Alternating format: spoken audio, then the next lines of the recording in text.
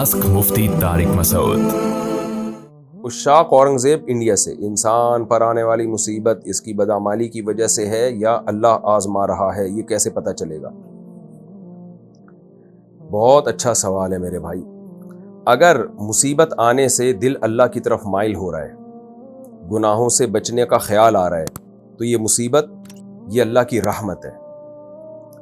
और अगर मायूसी पैदा हो रही है और ज़्यादा बेजारी पैदा हो रही है, नमाजों से और दूर हो रहा है, तो ये अल्लाह का अजाब है। तो ये बहुत बड़ा एक थर्मामीटर है, मैयार है ये नापने का कि ये मुसीबत अल्लाह की रहमत है या अल्लाह की तरफ से अजाब है। जब अजाब होता है ना, तो इंसान उसमें मुसीबत में अल्लाह के करीब नहीं होता, बल्कि और दूर हो जाता है और बुरा भला कहना शुरू कर देता है माज़ अल्लाह ताला को। कारी के लिए बच्चों को मारना जायज़ है या नहीं? मारना तो दूर की बात, हाथ लगाना भी इस ज़माने में जायज़ नहीं है। इस पर बिल्कुल सख्ती से पाबंदी होनी चाहिए। और आप लोग निगरानी किया करें अपने बच्चों को, जब मदरसे में या स्कूल में भेजते हैं उनको पहले बता दें, कारी साहब सिर्फ इस बच्चे के सर पे आप हाथ रख सकते हैं, इसकी बॉडी को टच करने की इजाज़त नहीं है। मारना तो बहुत आगे की बात है, ये बहुत ही फजूल काम है। मैं नहीं कह रहा सारे कारी मारते पीटते हैं, लेकिन बहुत से कारी जंगलियों दरिंदों की तरह मारते हैं, जो हमने अपनी आंखों से देखा है। हड्डी तक तोड़ देते हैं वो बच्चों की। तो माँ बाप को पता ही नहीं होता, बच्चे डरे हुए होते हैं, शिकायत भी नहीं लगा रहे होते। इसी तरह गांव देहातों में जो स्कूल टीचर हैं वो भी यही जल्लाद बने हुए होते हैं, डंडों से पकड़ पकड़ के कूट रहे होते हैं। तो माँ बाप पे हाथ उठाने की बच्चे पे हाथ उठाने की अथॉरिटी सिर्फ उसके बाप और उसकी माँ को है, या उसके चचा मामू जो बहुत ही करीबी हैं, वो भी एतदाल के साथ, वो भी बेतदाली के साथ नहीं। बाकी किसी को भी इजाज़त नहीं है कि बच्चे पे मारना दूर की बात, मैं बार बार बता रहा हूँ, हाथ लगाने, प्यार करने की भी इजाज़त नहीं है। भाई बॉडी को टच ही नहीं करना है। बच्चा वहाँ बैठेगा, फासले के साथ कुरान सुनाएगा। और अगर आप कहते हो बच्चा सख्ती के बगैर पढ़ नहीं रहा, तो माँ बाप को बता दो मेरे बस का नहीं है, मुझसे नहीं पढ़ रही है, मैं हाथ नहीं लगाऊंगा, इसको मारूंगा नहीं मैं। और ये बेकार बातें हैं। कारी लोग अपनी ठरक पूरी कर रहे होते हैं, बच्चों को मार मार के जंगलियों की तरह कूट के। बास कारी, सारे नहीं होते ऐसे, हमने भी पढ़ा है कारियों से, अल्लाह का शुक्र है, हमें कभी हाथ भी नहीं लगाया उन्होंने। अपने भाई से पढ़ा हमने, और मदरसों में भी हमने देखा बहुत अच्छे अच्छे कारी भी होते हैं, बड़े अच्छे अखलाक से पढ़ा रहे होते हैं। लेकिन बहुत सारे ऐसे लगता है जैसे चंगेज़ खान की नस्ल में कुछ लोग रह गए थे, वो आ गए अब उठ के। बहुत जंगलियों की तरह कूटते हैं, बहुत मारते हैं, और झूठ बोलते हैं कि मारे बगैर बच्चा पढ़ता नहीं है।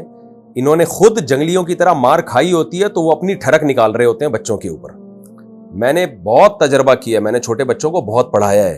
ये तो अब मैं जामिया रशीद में बड़ी क्लासें पढ़ा रहा हूँ ना, मुझे क्योंकि वहाँ टीचिंग में 25 साल हो गए मुझे टीचिंग की लाइन में। तो अब जाके बड़ी किताबें, जब ज़ाहिर है मदरसे में टाइम गुजरता है तो फिर बड़ी किताबें मिलती हैं, वरना हमने तो बच्चों को पढ़ाया है। मुझे तो नहीं याद पड़ता कि मैंने कभी किसी बच्चे को थप्पड़ भी मारा हो।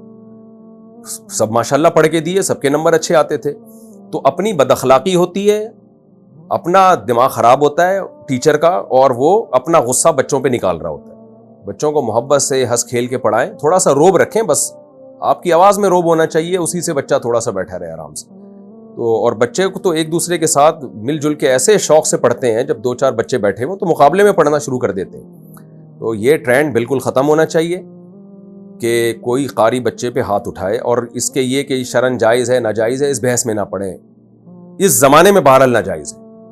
कैमरे लगवाएं मस्जिदों में, मदरसों में, कि कोई हाथ भी नहीं लगाए, और बहुत सख्त पनिशमेंट रखें इस पे। भाई मारना दूर की बात, तूने यूं क्यों पकड़ा इसको, ये तेरा क्या लगता है बच्चा, तू यूं क्यों पकड़ रहा है, बच्चे की चुटकी क्यों ले रहा है, तू प्यार क्यों कर रहा है बच्चे के चेहरे पे। ये बहुत सख्ती करनी पड़ेगी इस जमाने में, क्योंकि ये फसाद का दौर है, ये शहवत परस्ती का दौर है, ये तकवा लिल्लाहियत का दौर नहीं है।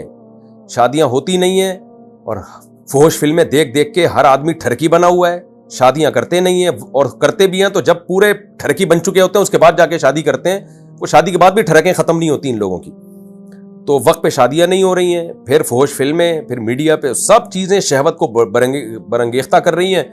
फिर जब टीचर के सामने आके प्यारे प्यारे से बच्चे बैठे हुए होते हैं, तो वो ठरक वहाँ पूरी कर रहा होता है अपनी, और कभी प्यार कर रहा होता है, कभी गोद में बिठा रहा होता है। कभी भी देखें उसको वैसी की तैसी कर दें। और अपने छोटे बच्चों को भी जब लेके जाया करें ना सफ़र में, तो उनकी भी केयर करें।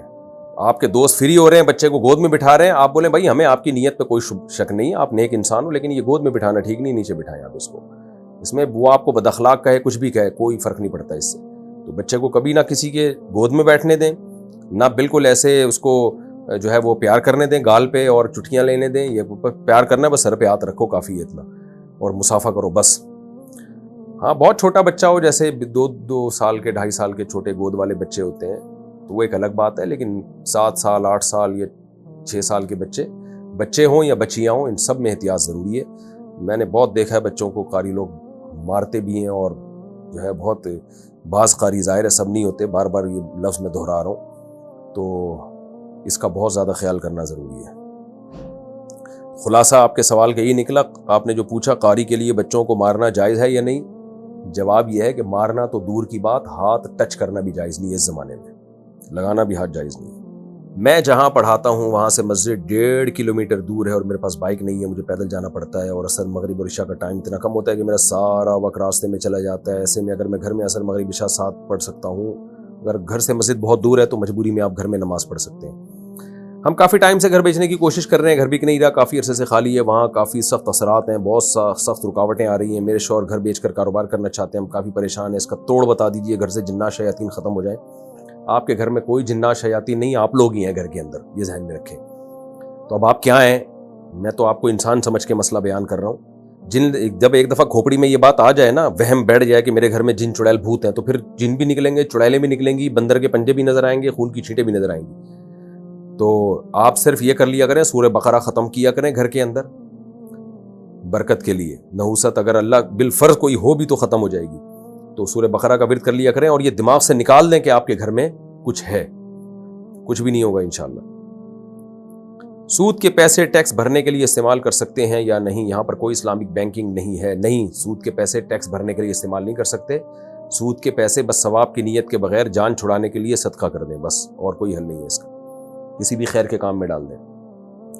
عبداللہ صاحب مردان سے, اگر کوئی کمپنی اپنے گاہک کو اپنی پروڈکٹ اس شرط پر دے کہ میں آپ کو مثال کے طور پر کپڑا دیتا ہوں 1000 روپے میں, اور آپ نے اپنا منافع شامل کر کے آگے بیچ دینا ہے, تو اس طرح منافع جائز ہے یا نہیں؟